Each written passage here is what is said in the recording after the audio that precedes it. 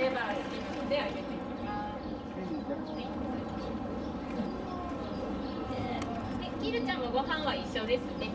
牛肉と、あとちょっと初めてのご飯、馬肉を。で、あとネズミですね。馬肉初めましてなんですけど、真っ先に食べてくれてます。意外と気に入ってくれたみたいです。大きめのお肉でもちゃんと一口サイズにちなんでね、食べてみます。